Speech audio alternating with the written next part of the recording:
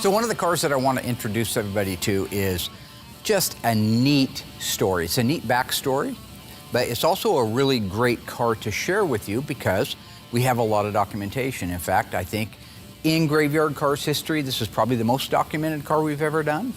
And the people that we're doing it for are the original owners. So this is the husband and wife that bought the car in 1968. It is a 1968 Plymouth GTX 440 Super Commando 4-speed car, which makes it just ultra rare. Paint code S, so it's a yellow car. It's got unusual interior, which I'll show you in a little bit. What I love the most about it is the car is pure and original as the day is long. More importantly even, we have all the documentation like I mentioned. We have the original Monroney sticker. This is the window sticker. So when you guys go now and buy a new car and you walk the Dodge dealership for your Challenger SRT8 Red Eye, you'll see a window sticker in there. That window sticker tells you everything the car is optioned with. All right, it even has an MSRP, manufacturer's suggested retail price, and it's tied with a vehicle identification number. They did the same thing back in the day. It was mandatory. We have that original document. We have the original warranty card, the quality assurance checkpoint cards for like the water leaks, for the paint prep. We have the key codes, the original key codes, sales invoices from the dealerships. We even have the worksheet for it. Again, the most documented car in our history. So I wanted to take a few minutes, go around the car, and show you what it would have been like back in 1968 to walk on the dealership floor and see the Monroney sticker, the window sticker in the car, and match it up to the rest of the car.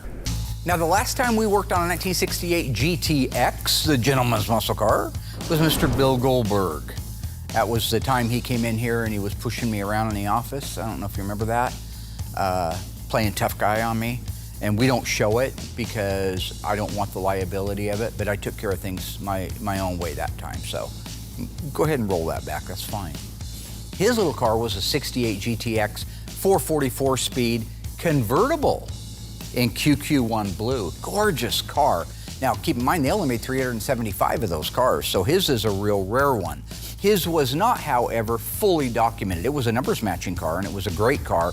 I think it was one of the very first Mopars he's ever owned. There's a long, sordid tale about this car. I bought it, and then somebody approached me. They really wanted the car bad, paid me a good amount of money for it. Fast forward about 2 years after that sale, I heard that the guy was keeping it outside. So I kind of went behind his back and had my wife go buy it out from under him. Funny story there is she pulls up to the stoplight, and she's sitting there idling, and all of a sudden, a family of mice run out of the car. So needless to say, it wasn't being kept the way it should be kept. First Mopar ever had, yeah. Means a lot to me. But he didn't have the window sticker. He'd love to have the window sticker. The other thing about his car is his was pretty plain. He wanted that car to have manual steering and manual brakes, and it did. Made it a handful to drive, but of course, if you're Bill Goldberg, what the heck? You got the arms to do it with. This little car is actually loaded. All right, so the first thing I want to do is go over the original Monroney sticker. This is what you call the window sticker. It talked about what the car was, what it came standard with, what the safety standard features were, and what options it had and how much it cost. So let's just start at the top. We know by looking at this is a factory Chrysler Plymouth window sticker. In the left-hand upper corner, we got Lynch Road Assembly Plant. That's where the car was built at. That's G code. And on the right-hand side, we identify this piece of paper with the car by using the vehicle identification number. After that, we're talking about where was this vehicle shipped to? It was shipped to Monmouth Chrysler Plymouth Inc. in Eatontown, New Jersey. Same place that it was sold to. So there is your selling dealer. So the folks that own this car walked into that dealership and saw this setting on Monmouth Chrysler Plymouth's showroom floor or on the car lot.